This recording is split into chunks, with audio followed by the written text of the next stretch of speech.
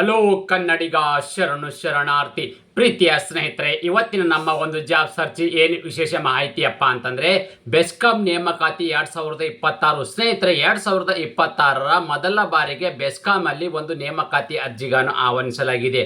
ಹಾಗಾದರೆ ಯಾವೆಲ್ಲ ಒಂದು ಕ್ವಾಲಿಫಿಕೇಶನ್ ಅನ್ನು ಹೊಂದಿರತಕ್ಕಂಥ ಅಭ್ಯರ್ಥಿಗಳು ಈ ಒಂದು ಹುದ್ದೆಗೆ ಅರ್ಜಿಗೆ ಸಲ್ಲಿಸಬಹುದಾಗಿದೆ, ವಯೋಮಿತಿ ಮತ್ತು ಅರ್ಜಿ ಸಲ್ಲಿಕೆ ದಿನಾಂಕ, ಹುದ್ದೆಗಳ ಬಗ್ಗೆ ಕಂಪ್ಲೀಟ್ ಆಗಿ ವಿವರವನ್ನು ನಾನು ನಿಮಗೆ ಈ ವಿಡಿಯೋದಲ್ಲಿ ತಿಳಿಸ್ಕೊಡ್ತಾ ಇದ್ದೀನಿ. ಅದಕ್ಕಿಂತ ಮುಂಚಿತವಾಗಿ ನಮ್ಮ ಯೂಟ್ಯೂಬ್ ಚಾನಲ್ಗೆ ಮೊದಲ ಬಾರಿ ಭೇಟಿ ನೀಡಿದರೆ ಸಬ್ಸ್ಕ್ರೈಬ್ ಜೊತೆಗೆ ಬೆಲ್ ಐಕನ್ ಕ್ಲಿಕ್ ಮಾಡೋದನ್ನ ಮರಿಬೇಡಿ. ಯಾಕಪ್ಪ ಅಂದರೆ ಪ್ರತಿನಿತ್ಯ ನಾವು ಕೇಂದ್ರ ಸರ್ಕಾರ ಮತ್ತು ರಾಜ್ಯ ಸರ್ಕಾರದ ಹೊಸ ಹೊಸ ಹುದ್ದೆಗೆ ಮಾಹಿತಿ ಕೊಡಲಿಂದ ತಪ್ಪದೇ ನೋಟಿಫಿಕೇಶನ್ ಬರಲಿದೆ. ಪ್ರೀತಿಯ ಸ್ನೇಹಿತರೆ, ಈಗ ಕುಲಂಕುಷವಾಗಿ ನಾವು ನೋಟಿಫಿಕೇಶನ್ ಬಗ್ಗೆ ಒಂದೊಂದಾಗಿ ಮಾಹಿತಿ ನೋಡ್ತಾ ಹೋಗೋಣ ಬನ್ನಿ. ಮೊದಲನೇದಾಗಿ ಏನಪ್ಪಾ ಅಂದರೆ ಒಂದು ಬೆಸ್ಕಾಂ ಇರ್ತಕ್ಕಂಥ 2026 ಅಧಿಸೂಚನೆ. ಹಾಗಾದರೆ ಯಾವ ಒಂದು ಇಲಾಖೆಯಪ್ಪ ಅಂದರೆ ತಾವುಗಳು ಇಲ್ಲಿ ಗಮನಿಸಬಹುದಾಗಿದೆ, Bengaluru electricity supply company limited ಅಂದರೆ ಬೆಸ್ಕಾಂನಲ್ಲಿರ್ತಕ್ಕಂಥ ಒಂದು ಇಲಾಖೆಯಿಂದ ಅಧಿಸೂಚನೆ ಹೊರಡಿಸಲಾಗಿದೆ. ಹಾಗಾದರೆ ಎಷ್ಟೆಲ್ಲ ಹುದ್ದೆಗಳು ಕರೆದಿರಪ್ಪ ಅಂದರೆ ಒಟ್ಟು ಇರ್ತಕ್ಕಂಥದ್ದು 520 ಹುದ್ದೆಗಳ ಅರ್ಜಿಗಳನ್ನು ಆಹ್ವಾನಿಸಲಾಗಿದೆ. ಎಷ್ಟಿರ್ತಕ್ಕಂಥದ್ದು 520 ಹುದ್ದೆಗಳು. ಹಾಗಾದರೆ ಆಯ್ಕೆಯಾಗಿರ್ತಕ್ಕಂಥ ಅಭ್ಯರ್ಥಿಗಳು ಎಲ್ಲಿ ಒಂದು ಕೆಲಸವನ್ನು ನಿರ್ವಹಿಸಬೇಕಪ್ಪ ಅಂದರೆ ಬೆಂಗಳೂರಿನಲ್ಲೇ ಕೆಲಸವನ್ನು ನಿರ್ವಹಿಸಬೇಕಾಗುತ್ತೆ. ಯಾಕಪ್ಪ ಅಂದರೆ ಇದು ಬೆಸ್ಕಾಂ ಇಲಾಖೆಯಿಂದ ಹುದ್ದೆ ಕರೆಯೋದ್ರಿಂದ ನೀವು ಬೆಂಗಳೂರಿನಲ್ಲೇ ಕಾರ್ಯವನ್ನು ನಿರ್ವಹಿಸಬೇಕಾಗುತ್ತೆ. ಅದೇ ರೀತಿ ಇದರ ಒಂದು ಕುಲಂಕುಷವಾಗಿ ನಾವು ನೋಟಿಫಿಕೇಶನ್ ಬಗ್ಗೆ ಮಾಹಿತಿ ನೋಡ್ತಾ ಹೋಗೋಕ್ಕಿಂತ ಮುಂಚಿತವಾಗಿ ಇನ್ನೊಂದು ಏನಪ್ಪ ಮಾಹಿತಿಯಪ್ಪ ಅಂದರೆ ಇಲ್ಲಿ ತಾವು ಗಮನಿಸಬಹುದು ಯಾವೆಲ್ಲ ಒಂದು ವೇಕೆನ್ಸಿ ಕರೆದಿದ್ದಾರಪ್ಪ ಅಂದರೆ ಇದು ಅಪ್ರೆಂಟಿಸ್ ಹುದ್ದೆಗಳ ಅರ್ಜಿಗಳನ್ನು ಆಹ್ವಾನಿಸಲಾಗಿದೆ. ನೋಡಿ, ಎಷ್ಟೋ ಜನ ಬಹುತೇಕ ಅಭ್ಯರ್ಥಿಗಳು ನಮಗೆ ಕಮೆಂಟ್ಸ್ ಮಾಡ್ತಾ ಇದ್ರಿ ಯಾವೆಲ್ಲ ಒಂದು ಹುದ್ದೆಗಳ ಬಗ್ಗೆ ಇಲ್ಲೂ ಅಥವಾ ಬೆಸ್ಕಾಂ ಆಗಿರೋದು, ಮೆಸ್ಕಾಂ ಆಗಿರ್ತಕ್ಕಂಥದ್ದು ಈ ಥರದ ಒಂದು ಏನು ವಿದ್ಯುತ್ ಇಲಾಖೆಯಲ್ಲಿ ಕರ್ನಾಟಕದಲ್ಲಿ ಅರ್ಜಿಗಳನ್ನು ಆಹ್ವಾನಿಸಲಾಗಿದೆ. ಇವೆಲ್ಲವೂ ಹುದ್ದೆಗಳೇನಿದಾವೆ ಇದು ಕೂಡ ಏನು ಬೆಸ್ಕಾಂ ಆಗಿರ್ಬೋದು, ಮೆಸ್ಕಾಂ ಎರಡೂ ಏನು ಹುದ್ದೆ ಕನ್ಫ್ಯೂಸ್ ಮಾಡ್ಕೋಬೇಡಿ. ಇವು ಕೂಡ ಪರ್ಮನೆಂಟ್ ಹುದ್ದೆಗಳಾಗಿರೋದಿಲ್ಲ, 1 ವರ್ಷಕ್ಕೆ ಕರೆದಿರ್ತಕ್ಕಂಥ ಹುದ್ದೆಗಳು. ಸುಮಾರು ಯೂಟ್ಯೂಬರ್ಗಳು ಇಲ್ಲಿ ಏನು ಕನ್ಫ್ಯೂಸ್ ಮಾಡ್ಕೊಳ್ತಾ ಇದ್ದಾರೆ, ಏನು ಬೆಸ್ಕಾಂ ಅಲ್ಲಿ ಇರ್ತಕ್ಕಂಥದ್ದು ಹುದ್ದೆಗಳ ಅರ್ಜಿಗಳನ್ನು ಆಹ್ವಾನಿಸಲಾಗಿದೆ, ಇವೆಲ್ಲವೂ ಕೂಡ ಪರ್ಮನೆಂಟ್ ಇರ್ತಕ್ಕಂಥ ಹುದ್ದೆಗಳು ಅಂದ್ಬಿಟ್ಟು ಎಷ್ಟು ಜನ ನನಗೂ ಕೂಡ ಕಮೆಂಟ್ಸ್ ಅನ್ನ ಮಾಡ್ತಾ ಇದ್ರಿ. ಆ ಎಲ್ಲ ಒಂದು ಅಭ್ಯರ್ಥಿಗಳಿಗೆ ಕ್ಲಾರಿಟಿ ಕೊಡೋಗೋಸ್ಕರ ನಾನು ಇಲ್ಲಿ ನಿಮಗೆ ಇನ್ಫಾರ್ಮೇಶನ್ ಕೊಡ್ತಾ ಇದ್ದೀನಿ. ಇದು ಕೂಡ ಹುದ್ದೆಗಳಿದಾವೆ, 520 ಅನ್ನೋದೇನು ಹುದ್ದೆಗಳಿದಾವೆ. ಇದು 1 ವರ್ಷಕ್ಕೆ ಕಾಲಕ್ಕೆ ಅಂದರೆ 1 ವರ್ಷದ ಅಪ್ರೆಂಟಿಸ್ ಹುದ್ದೆಗಳ ಅರ್ಜಿಗಳನ್ನು ಆಹ್ವಾನಿಸಲಾಗಿದೆ. ಅದೇ ರೀತಿ ಆಯ್ಕೆಯಾಗಿರ್ತಕ್ಕಂಥ ಅಭ್ಯರ್ಥಿಗಳಿಗೆ ಪ್ರತಿ ತಿಂಗಳು ಸಿಗ್ತಕ್ಕಂಥ ವೇತನ ಅಂದರೆ ಪ್ರತಿ ತಿಂಗಳು ಸಿಗ್ತಕ್ಕಂಥ ಒಂದು ಸ್ಟೈಪಂಡ್ ಅಂತ ಹೇಳ್ತಾರೆ. ಇದಕ್ಕೆ ಈ ಸ್ಟೈಪಂಡು ಹುದ್ದೆಗೆ ಅನುಗುಣವಾಗಿ ಅಂದರೆ ಒಂದು ಕ್ವಾಲಿಫಿಕೇಶನ್ ಅನುಗುಣವಾಗಿ 8,000ದಿಂದ 9,000 ಪ್ರತಿ ತಿಂಗಳು ಸಿಗ್ತಕ್ಕಂಥ ಒಂದು ಸ್ಟೈಪಂಡ್ ಆಗಿರಲಿದೆ ಸ್ನೇಹಿತರೆ. ಅದೇ ರೀತಿ ತಾವುಗಳಲ್ಲಿ ಗಮನಿಸಬಹುದೇ ಬೆಸ್ಕಾಂ ವೇಕೆನ್ಸಿ ವೈಸ್ ಮತ್ತು ಸ್ಯಾಲ್ರಿ ಅಂದರೆ ಇದು ಇರ್ತಕ್ಕಂಥ ಒಂದು ಸ್ಟೈಪಂಡ್ ಬಗ್ಗೆ ನಾವು ಮಾಹಿತಿ ನೋಡೋದಂದ್ರೆ ಯಾವೆಲ್ಲ ಒಂದು ಪೋಸ್ಟ್ ಅನ್ನು ಕಲ್ಪನೆ ಮಾಡಿದ್ದಾರೆ, ಎಷ್ಟು ಹುದ್ದೆಗಳ ಕಲ್ಪನೆ ಮಾಡಲಾಗಿದೆ ಮತ್ತು ಆಯ್ಕೆಯಾಗಿರ್ತಕ್ಕಂಥ ಅಭ್ಯರ್ಥಿಗಳಿಗೆ ಪ್ರತಿ ತಿಂಗಳು ಸಿಗ್ತಕ್ಕಂಥ ಒಂದು ಸ್ಟೈಪಂಡ್ ಎಷ್ಟು ಅಂತ ನಾವು ಮಾಹಿತಿ ನೋಡೋದಾದ್ರೆ ಗ್ರಾಜ್ಯುಯೇಟ್ ಅಪ್ರೆಂಟಿಸ್ ಹುದ್ದೆಗೆ ಸಂಬಂಧಪಟ್ಟ ಅಭ್ಯರ್ಥಿಗಳು ಅಂದರೆ ಇಂಜಿನಿಯರಿಂಗ್ ಹುದ್ದೆಗೆ ಸಂಬಂಧಪಟ್ಟ ಅಭ್ಯರ್ಥಿಗಳಿಗೆ ಇಲ್ಲಿ 130 ಹುದ್ದೆಗಳು ಕರೆದಿದ್ದಾರೆ. ಎಷ್ಟಿರ್ತಕ್ಕಂಥ 130. ಈ ಗ್ರಾಜ್ಯುಯೇಟ್ ಇಂಜಿನಿಯರಿಂಗ್ ಅಲ್ಲಿ E&E ಆಗಿರ್ತಕ್ಕಂಥ ಈ ಒಂದು ಕ್ವಾಲಿಫಿಕೇಶನ್ ಆಗಿರ್ತಕ್ಕಂಥ ಅಭ್ಯರ್ಥಿಗಳು ಹುದ್ದೆಗೆ ಅರ್ಜಿ ಸಲ್ಲಿಸಬಹುದು. ಕರೆದಿರ್ತಕ್ಕಂಥ ಹುದ್ದೆಗೆ ಎಷ್ಟು 130. ಓಕೆ. ಅದೇ ರೀತಿ ಗ್ರಾಜ್ಯುಯೇಟ್ ಅಪ್ರೆಂಟಿಸ್ ಇನ್ ನಾನ್ ಇಂಜಿನಿಯರಿಂಗ್ ಇರ್ತಕ್ಕಂಥ ಹುದ್ದೆಗಳು ಇವ್ರಿಗೆ ಕೂಡ ಕರೆದಿರ್ತಕ್ಕಂಥದ್ದು 315 ಹುದ್ದೆಗಳು. ನೋಡಿ, ಇದಕ್ಕೆಲ್ಲ ಜಾಸ್ತಿ ಕರೆದಿದ್ದಾರೆ ಅಂದರೆ ಗ್ರಾಜ್ಯುಯೇಷನ್ ಇರ್ತಕ್ಕಂಥವರಿಗೆ 315 ಹುದ್ದೆಗಳು ಕರೆದಿದ್ದಾರೆ. ಈ 315 ಹುದ್ದೆಗಳಿದಾವೆ. ಟೋಟಲ್ ಆಗಿ ಇವರಿಗೆ ಇರ್ತಕ್ಕಂಥ ಎಷ್ಟಿರ್ತಕ್ಕಂಥ ನೋಡಿ, ಗ್ರಾಜ್ಯುಯೇಷನ್ ಇರ್ತಕ್ಕಂಥವ್ರಿಗೆ ಇಲ್ಲಿ ತಾವುಗಳು ಗಮನಿಸಬಹುದಾಗಿದೆ ಇವರಿಗೆ 9,800 ಇದೆ. ಅದೇ ರೀತಿ ಡಿಪ್ಲೊಮಾ ಅಪ್ರೆಂಟಿಸ್ ಹುದ್ದೆಗೆ ಸಂಬಂಧಪಟ್ಟ ಅಭ್ಯರ್ಥಿಗಳಿಗೆ 75 ಹುದ್ದೆಗಳಿದೆ. ಆಯ್ಕೆ ಇರತಕ್ಕಂಥ ಅಭ್ಯರ್ಥಿಗಳಿಗೆ 8,000 ರೂಪಾಯಿವರೆಗೂ ವೇತನ ಸಿಗಲಿದೆ.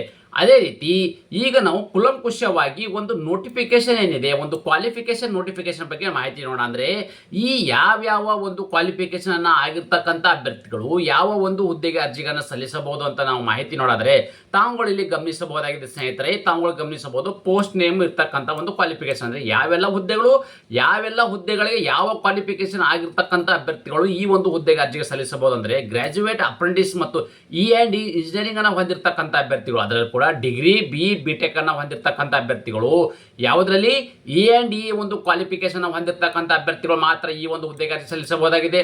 ಗ್ರಾಜ್ಯುಯೇಟ್ ಅಪ್ರೆಂಟಿಸ್ ಹುದ್ದೆಗೆ ಸಂಬಂಧಪಟ್ಟ ಅಭ್ಯರ್ಥಿಗಳು, ಗ್ರಾಜ್ಯುಯೇಟ್ ಅಂದ್ರೆ ಯಾರು ಅನ್ನೋದು ಅಂದರೆ ಇಲ್ಲಿ ಪದವಿ ಪಾಸ್ ಆಗಿರ್ತಕ್ಕಂಥ ಅಭ್ಯರ್ಥಿಗಳು ಅಂದರೆ ಡಿಗ್ರಿ ಪಾಸ್ ಆಗಿರ್ತಕ್ಕಂಥ ಅಭ್ಯರ್ಥಿಗಳು BA, BSc, BCom ಮತ್ತು MBBA ಮತ್ತು BCA ಮತ್ತು MBBM ಮತ್ತು BE ಅಥವಾ BTech ಆಗಿರ್ತಕ್ಕಂಥ ಅಭ್ಯರ್ಥಿಗಳು ಅಂದರೆ ನೋಡಿ ಇಲ್ಲಿ ಈ ಒಂದು ಕ್ವಾಲಿಫಿಕೇಶನ್ ಆಗಿರ್ತಕ್ಕಂಥ ಅಭ್ಯರ್ಥಿಗಳು ಕೂಡ ಈ ಒಂದು ಹುದ್ದೆಗೆ ಅರ್ಜಿ ಸಲ್ಲಿಸಬಹುದಾಗಿದೆ. ಅದೇ ರೀತಿ ಇನ್ನೊಂದೊಬ್ಬ ಮುಖ್ಯವಾಗಿರ್ತಕ್ಕಂಥದ್ದು ಡಿಪ್ಲೊಮಾ ಆಗಿರ್ತಕ್ಕಂಥ ಅಭ್ಯರ್ಥಿಗಳು ಅಂದರೆ ಡಿಪ್ಲೊಮಾ ಅಪ್ರೆಂಟಿಸ್ ಹುದ್ದೆಗೆ ಸಂಬಂಧಪಟ್ಟ ಅಭ್ಯರ್ಥಿಗಳು ಎನಿ ಡಿಪ್ಲೊಮಾ ಬ್ರಾಂಚಸ್ ಅನ್ನು ಹೊಂದಿರತಕ್ಕಂಥ ಅಭ್ಯರ್ಥಿಗಳು ಈ ಒಂದು ಹುದ್ದೆಗೆ ಅರ್ಜಿಗಳನ್ನ ಸಲ್ಲಿಸಬಹುದಾಗಿದೆ.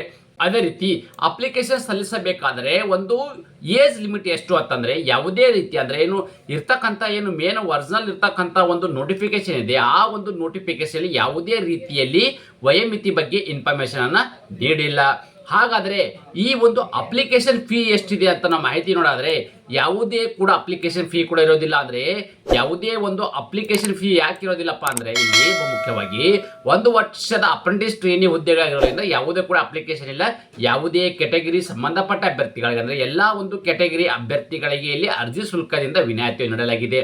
ಅದೇ ರೀತಿ ಈ ಸೆಲೆಕ್ಷನ್ ಪ್ರೊಸೆಸ್ ಅನ್ನು ಹೇಗೆ ಮಾಡ್ತಾರಪ್ಪ ಅಂದರೆ ಆಯ್ಕೆ ಪ್ರಕ್ರಿಯೆಯನ್ನು ಹೇಗೆ ನಡೆಯಲಿದೆಯಪ್ಪ ಅಂತಂದರೆ ಎಲ್ಲ ಅಭ್ಯರ್ಥಿಗಳಿಗೆ ನೀವು ತಗೊಂಡಿರ್ತಕ್ಕಂಥ ಅಂಕಗಳಿದೆ. ಅಂದರೆ ಫಾರ್ ಎಕ್ಸಾಂಪಲ್ ಹೇಳಿದ್ರೆ ಗ್ರಾಜುಯೇಷನ್ ಆಗಿರ್ತಕ್ಕಂಥ ಅಭ್ಯರ್ಥಿಗಳು, ಡಿಪ್ಲೊಮಾ ಆಗಿರ್ತಕ್ಕಂಥ ಅಭ್ಯರ್ಥಿಗಳು, ಇಂಜಿನಿಯರಿಂಗ್ ಆಗಿರ್ತಕ್ಕಂಥ ಅಭ್ಯರ್ಥಿಗಳಿದ್ರಿ ನೀವು ಇಂಜಿನಿಯರಿಂಗ್ ಅಲ್ಲಿ ಅಥವಾ ಗ್ರಾಜುಯೇಷನ್ ಅಲ್ಲಿ ಡಿಪ್ಲೊಮಲ್ಲಿ ಯಾವ ಒಂದು ಕ್ವಾಲಿಫಿಕೇಶನ್ ಅಲ್ಲಿ ನೀವು ಫೈನಲ್ ಆಗಿ ಪಾಸ್ ಆಗಿರ್ತೀರಿ ಅಂತ ಒಂದು ಕ್ವಾಲಿಫಿಕೇಶನ್ ಮಾರ್ಕ್ಸ್ ಏನಿರ್ತದೆ ಅಂದರೆ ನೀವು ಪರ್ಸೆಂಟೇಜ್ ಏನಿದೆ ಆ ಪರ್ಸೆಂಟೇಜ್ ಆಧಾರದ ಮೇಲೆ ಕಟ್ ಆಫ್ ಲಿಸ್ಟ್ ಮಾಡ್ತಾರೆ. ಅಂದರೆ ಮೆರಿಟ್ ಲಿಸ್ಟ್ ಸಿದ್ಧಪಡಿಸಲಾಗುವುದು. ಆ ಮೆರಿಟ್ ಲಿಸ್ಟಲ್ಲಿ ಕ್ವಾಲಿಫೈ ಆಗಿರ್ತಕ್ಕಂಥ ಅಭ್ಯರ್ಥಿಗಳಿಗೆ ಮಾತ್ರ ಇಲ್ಲಿ ಸೆಲೆಕ್ಷನ್ ಅನ್ನು ಮಾಡಲಾಗುವುದು.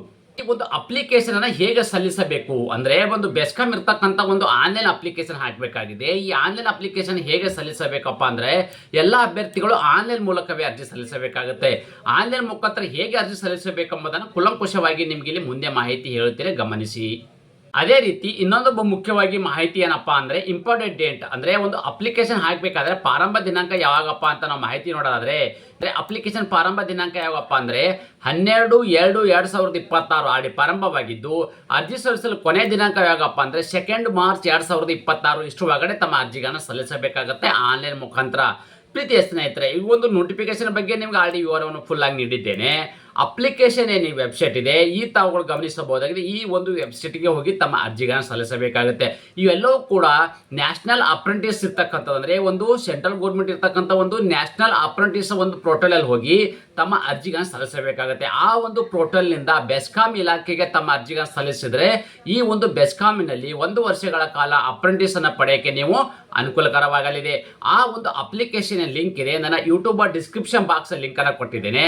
ಆ ಲಿಂಕ್ ಮೇಲೆ ಕ್ಲಿಕ್ ಮಾಡಿದ್ರೆ ಡೈರೆಕ್ಟ್ ಆಗಿ ಅಪ್ಲಿಕೇಶನ್ ಓಪನ್ ಆಗುತ್ತೆ. ತಮ್ಮ ದಾಖಲಾತಿಗಳು ಇಟ್ಕೊಂಡು ತಮ್ಮ ಅಪ್ಲಿಕೇಶನ್ ಅನ್ನ ಕಂಪ್ಲೀಟ್ ಅನ್ನ ಮಾಡಿಕೊಳ್ಳಬಹುದಾಗಿದೆ. ಪ್ರೀತಿಯ ಸ್ನೇಹಿತರೆ, ಇದೇ ರೀತಿ ನಾವು ಪ್ರತಿನಿತ್ಯ ಕೊಡ್ತಕ್ಕಂಥ ಉದ್ಯೋಗ ಮಾಹಿತಿ ನೀವು ಇಷ್ಟಪಡ್ತೀರಿ ಎಂದು ಭಾವಿಸುತ್ತೇನೆ. ಈ ಉದ್ಯೋಗ ಮಾಹಿತಿ ನಿಮಗೆ ಇಷ್ಟವಾದರೆ ನಿಮ್ಮ ಫ್ಯಾಮಿಲಿಗೂ ಫ್ರೆಂಡ್ಸ್ಗೂ ಶೇರ್ ಮಾಡೋದನ್ನ ಮರೆಯದಿರಿ. ಧನ್ಯವಾದ.